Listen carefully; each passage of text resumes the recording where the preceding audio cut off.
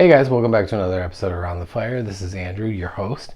As you can see, I have been working for some time now on the gun room slash office slash little man cave. Used to be a spare bedroom in our house. Here in Michigan, we have some safe storage laws now, so unfortunately, many other places you all know you seem to be going through the same stuff as we are. So this was sort of my solution: keep out on the door, keep the kids out. Also, stylish, fun way to display all your things and opportunity to shoot new stuff. Well, in doing so, as many others do, I figured I would take the time to talk about some of the collection because mine is kind of interesting. I think I've got some really cool, fun stuff, some really silly stuff, some stuff other people might be like, what the hell do you have that for? And just, each one's got kind of like a little story. So we'll crack right into it. Okay, so I think this is one of the most important places to start. So I was a tattoo artist for 20 years in Oakland County, Michigan. I loved my job. I loved what I did, but I always loved guns as a young adult.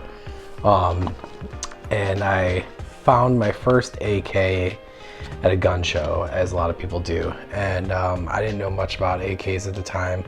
This was sort of the days of, we were past cheap imports that used to be at gun shows that were no longer, $75, $100, $125 AKs sitting out on tables. And we were into the realm of cheap production American-made AKs that were all bad. And my first one was an IO Inc. AK, and it was terrible. Needless to say, we've all been down that road. I actually have a review on that gun on my channel. It's one of my first videos I ever made, talking about how I actually thought the gun was pretty okay. And I will say the gun never blew up on me. I think I had an okay one, but I sold it. And obviously it never got to that point. So hopefully whoever you are that ends up with that gun, it didn't blow up on you. But later on in life, I wanted an AK and I needed to learn how to get one. Well, essentially it was to make one, right? So I actually started, I retired from tattooing. I was one of the few people that got the COVID shots and ended up with the chest inflammation. I can't remember what the medical term for that is. I can look that up. But I was not going to get the shots anymore. Tattooing, I just didn't feel like I necessarily fit in that world anymore, especially with my political views and where I was tattooing in the world and stuff like that. So it was just time for a change. You know what I mean? So I started a small home-based business, and the first things we got into were building small batch AKs. This particular one here was a Romanian. It was an import kit. It was a dong kit, but we built modernized rifles. There's a few videos if you go dig them up back there where I'm talking about it. I used to do, I want to say maybe 20 guns a year that I would build and sell online, and then I kind of got into more of a full-fledged home-based store. But this is where it all started. This is actually, I don't know if you guys will be able to see it, but it's Proto 2 serial number. That's prototype number 2. Let's just say prototype number 1 didn't quite make the cut. Prototype number 1, no existy no more. So proto number 2. But I'm really proud of this gun. It's got a lot of rounds on it. It's old, it's beat, it's cool. It's got a Green Mountain, barrel on it. Just, chromoly, no chrome lined or anything like that. Very, very accurate gun though, even after all these years. Reliable shooter, just super fun. And considering this is the second gun I ever built, really, starting my business, it means a lot to me. And yeah, that's why that one's on the wall. Okay, so we got to kill 2 birds with 1 stone with this one. This one's got some sawdust all over it from me working in the room here. But this is a Z92. This one is an SBR registered, but currently not kind of in that form. This one actually was one that came back from an individual who just got himself into some tough times and he needed to unload something he had purchased in the store. So we bought it back from him, and I ended up keeping it because it was an exceptionally nice one. And we SBR'd this one up there. And if you give me a moment, I'll grab it. I have another Zastava Z92, and this one is a registered full auto machine gun. Now this one was an interesting one. I believe this was my first machine gun conversion as an SOT, and it was interesting to figure out. I'm a pretty visual kinesthetic person. I'd like to think I've got a fairly good engineering mindset, and I just sort of looked into what you needed to do there. And of course I didn't have Yugoslavian parts, so I used Romanian trigger packs and had to make some modifications to everything, but quite a bit of modifications. But as you can see, this is just kind of in a weird configuration at this point. We just slapped it together this way with this grip and everything else to go shooting with some friends a few weeks ago. Great gun, very reliable. I will say full auto guns, like I don't think this one's ever been cleaned, and it did start to get a little schmutzy, so this one's in a spot where it needs a good cleaning, but they're a lot of fun. Zastos, very, very good guns. Machine gun, SBR. I need more parts. This is what I have to do with my life. You see this, I am always swapping parts around. So if you guys are in that struggle, give us a like and a thumbs up. So maybe one day, Papa Fabian over here can afford more parts for his guns, so I don't have to do this and reassemble everything every YouTube video. But yeah, that's kind of how it seems, usually playing musical chairs with parts and objects to try and get some sort of video shot. All right, this one's a pistol. So we did a video on the original ones of these, just when they first came into the country, the ARX T1 Tactical Zero, ARX 0101, right, that's what it was. And this is the 01 Tactical. Very, very cool gun. They have a tactical compact as well. Now I am a huge fan and follower of the Polinar Tactical guys. I don't know if you guys are, but they kind of tipped me off to this one. I have loved this pistol ever since. I'd like to get the rest in my collection. I think all the ARX guns are very, very good. If you've never looked into them, go check them out. Very, very fun. This is a SIG 226 Legion kind of clone. Very nice full metal frame pistol. This one's got the Olight. That's apparently dead. Actually, sounds like it doesn't even have batteries in it. Musical chairs. Here we go again. All right, many of you have seen this one before in some other videos. Again, unfortunately covered in sawdust from working in the room here. Poor guy. This is my KP9 from Kalashnikov. This one is another registered SBR. Currently sporting a stuck-on suppressor piece. But yeah, Zenitco furniture, Zenitco laser light combo. I never went with the Zenitco grips. I had a fella that got some, and I just didn't think they looked that great, so I never did it, to be totally honest with you. I like these. I like the Hogue. If you saw my other video, I'm a big Hogue fan, or what is it, the Fab Defense ones. I really like those. They're kind of like my two favorite. But yeah, great gun. Love this gun. Unobtainium type gun. Sweet little guy. I just can't get rid of, right? Because it's just, come on, you'll never be able to put another one back together. You know what I mean? But yeah, that's my KP9. Side note, I also have a KP9 because, come on, Tarkov. Escape from Tarkov. If you don't know what it is, Google. Okay, following in the theme of sort of alpha style builds, this is the early onset of the Midwest Industries furniture that we were getting into the shop. So this is the first parts we could get to go along with the handguards. They do have the dust cover. We couldn't get the dust cover in the early days. I don't know if they had shipped yet or not, but this was, I think, the first thing released. And so what I ended up doing is, you can see it's kind of hanging off. It's like barely on there by a thread. I feel like I just need to machine a little bit, like just an inch longer piece of Picatinny right there, so I can run this older LPVO, because this is a Pioneer, and I know a lot of people shit on Pioneer, but I have a couple now, and I actually really love this company's guns for the price point. I will get on Pioneer's tush about this one I'm working on the table a little bit later, but I will say good guns for the money. This is a 5.56 model, so this is a 5.56 Bushnell AR 223 5.56 optic from back in the day. They still make them, I think, but this is like one of the, is it like first focal plane where it moves? I should know this stuff, but I don't. I can't know everything. But it's that. It's, you know, little red dot when it's zoomed out, and then when you zoom in, it's the, you know, circle, half tree reticle thing. And it's cool. I like it. I got the OLED on there. Woo! It's quite a bit of light. And yeah, a little bit of furniture swappage here as well, because it's like half tan, half black. Pretty sure that came off something else. But really nice runner, really good gun.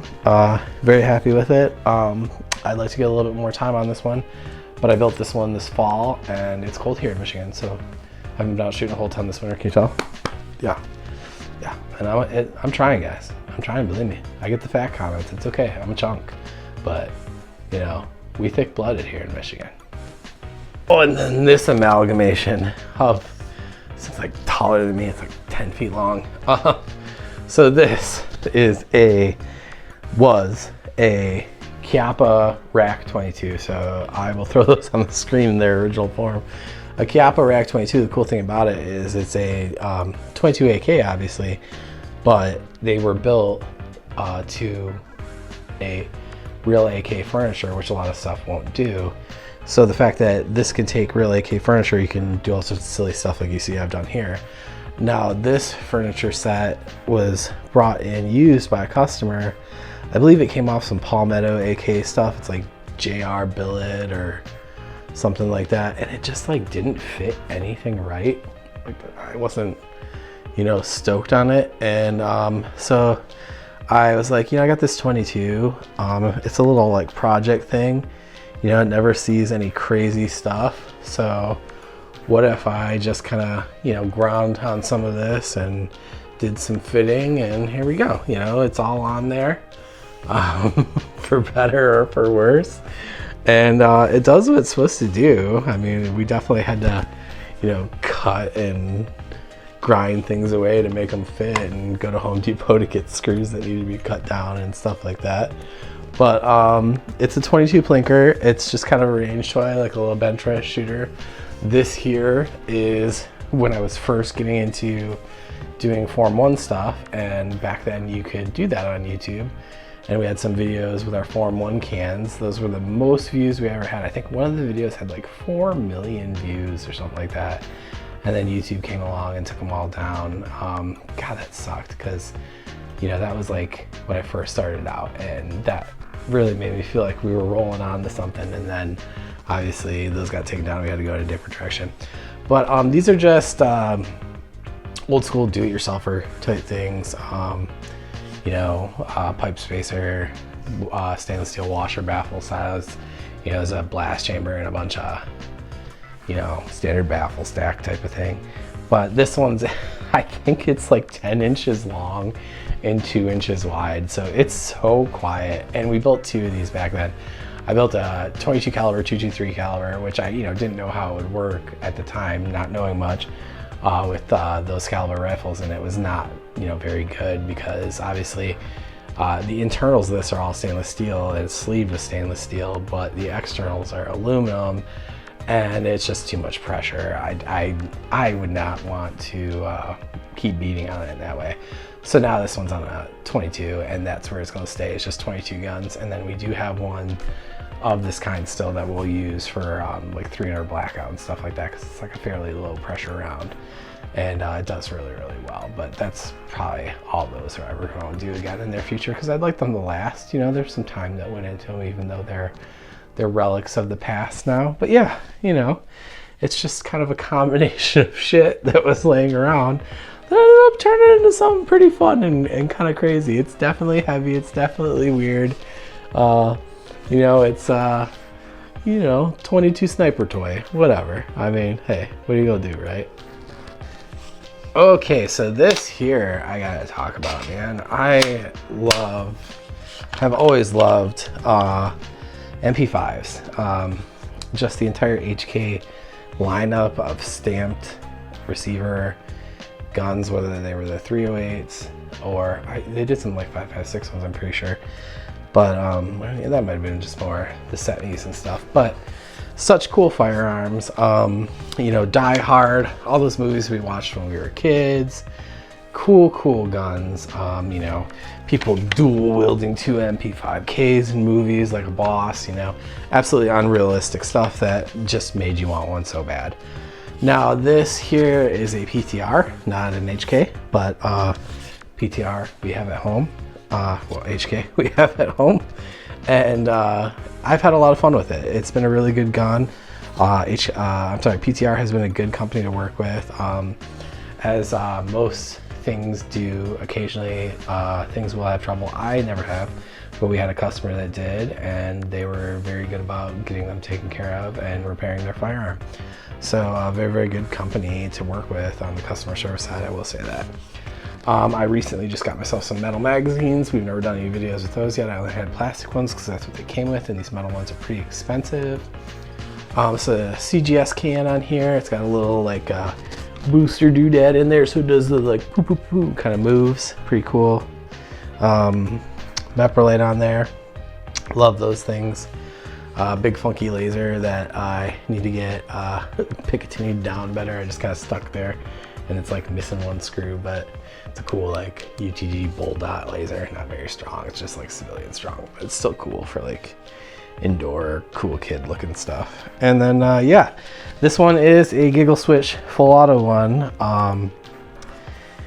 I should not probably tell people how ridiculously easy that is to do on these. And this is our second registered machine gun, which was just a surplus trigger pack and parts, you know. So simple, fun, 3D printed handguard, because nobody makes a extended over the suppressor handguard for the MP5K, and the MP5K ends up with 1 slot of real estate, and I wanted a little bit more. So yeah, somebody get on that, please, seriously.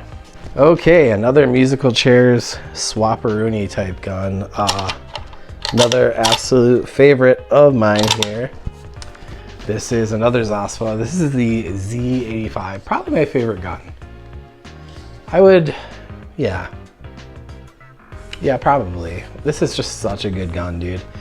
This is definitely at least my favorite gun that Zasva makes currently.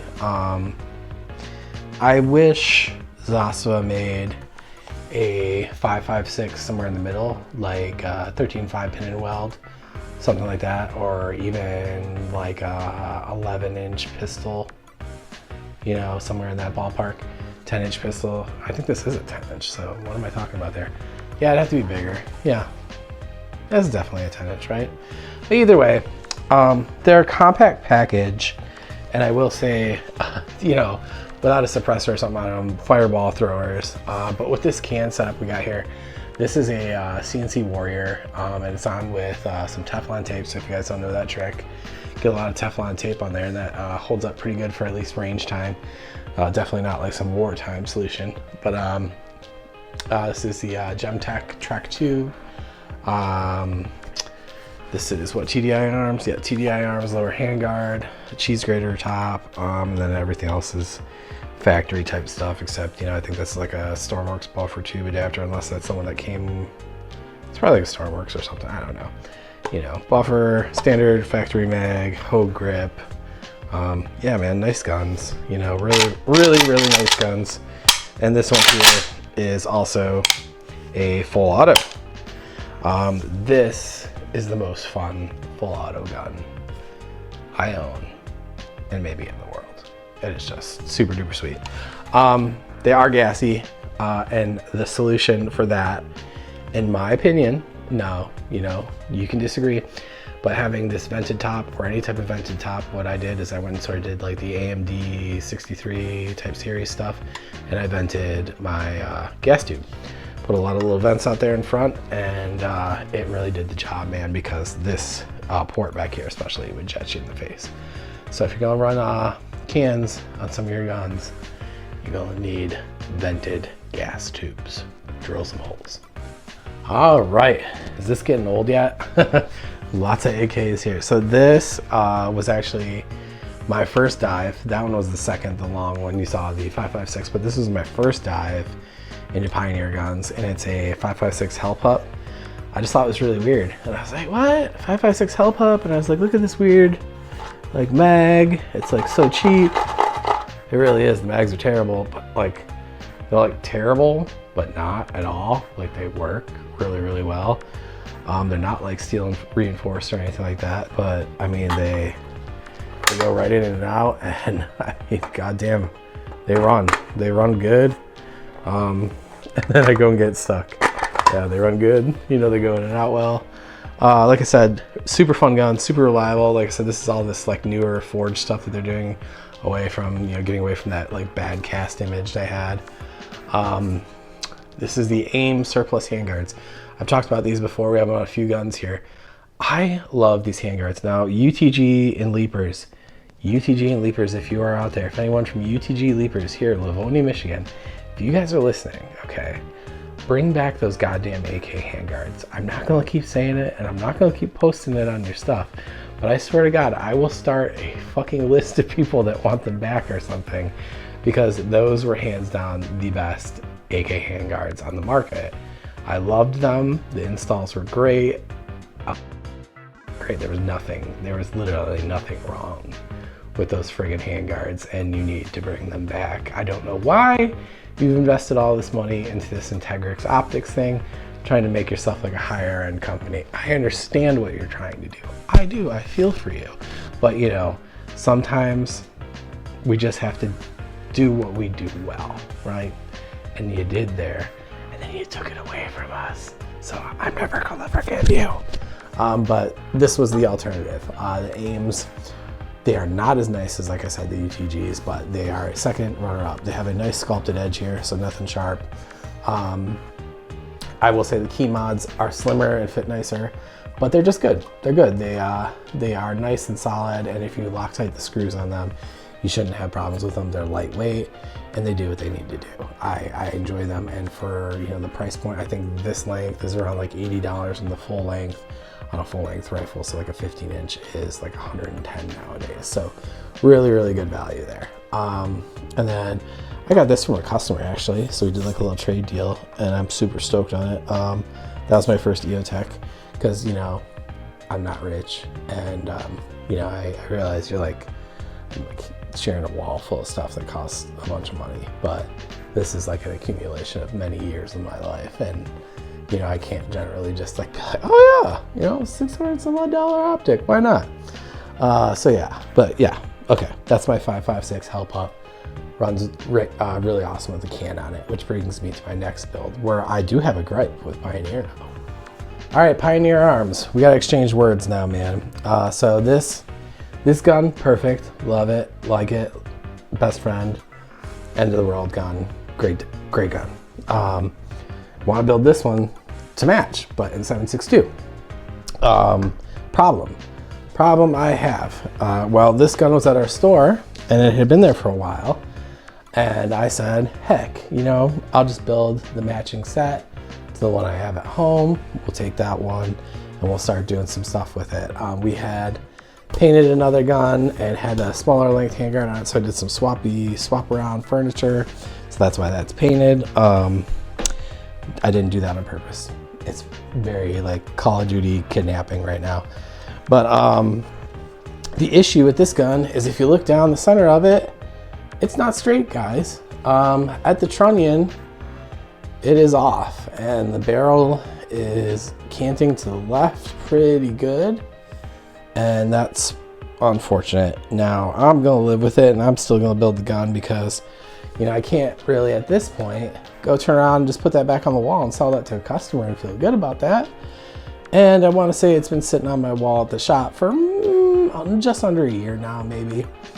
It's been there for a while, and I'm imagining Pioneer would tell me to go fuck myself if I said, hey, I've had this gun sitting on my wall for a year, and you know, we went to do something with it and realized it was crooked. They'd be like, hey, yeah, no.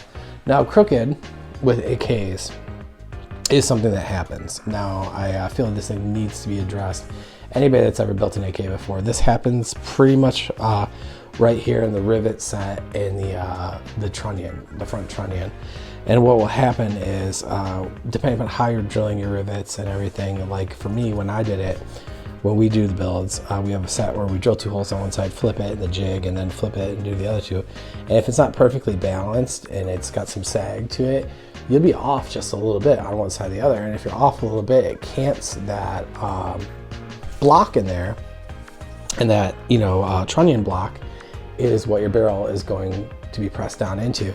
So if it's canted just even just this fraction, it makes a big difference. And that's what happens when you go and you put on like your optic mount, and you can just see, I don't know if you guys can tell in that looking down that gun, but it's just got a like its ass end is over where it needs to be, and then it's like front end kind of seems like what it needs to be, but then when you go look down the gun, you're like, wait a minute, front end of the gun sight, why are you over there?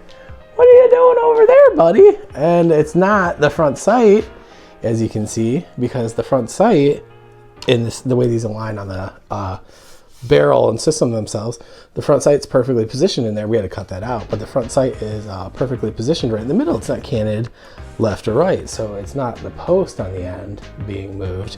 It's the whole trunnion sitting slightly funny in the gun. Now, another telltale sign of this, unfortunately, which I didn't check, when the gun came in, is if you take your mags and everything out of your firearm and you go to rack the gun, safety off, you're like, okay, there's like a hiccup there, right? And it's because the engagement isn't even. Now it'll wear in, but you don't want to have to do that. It's just the engagement isn't even. As it's rotating, it's hitting first on one side, on one shoulder, and then also the rails will not ride even and straight and everything. So it's just an eh. Now the AK was built with loose tolerances, so this gun will wear itself into working probably just fine. Still stinks. Pioneer, if you're out there, call me. I'll send it back if you'll take it. Either way, I'm building this and I still love you. I forgive you. I've built AKs this way before too. And I'm not gonna lie, I would have started over again. But I'm not saying that's you. That's like Joe Schmo dude that wanted to go home for the weekend on the assembly line. And I just ended up with it. But still like it, still love you guys. AK is an AK, right? Draco. Yep. Another like a little, I swear, I get bored at work too much. Handguard that was laying around, Draco NAC 9S. Really fun gun. Got to put this one back together. Another swap out for parts. Runs in the CZ Scorpion mags. Got to play with this one some more. It is a nice gun. It is a nice gun. Fun gun. No module, baby. All right, well, I thought this would be a lot of fun to do, and it's gotten tiresome very quickly, and I've made a mess out of my room that I now have to go put back together. So we will have to carry this on some other time. We will have another episode. We'll call it episode 2, chapter 2 of the Gun Wall. Chapter 2 of the collection, where we've been and where we're going. All right, guys, have a good one. Till next time.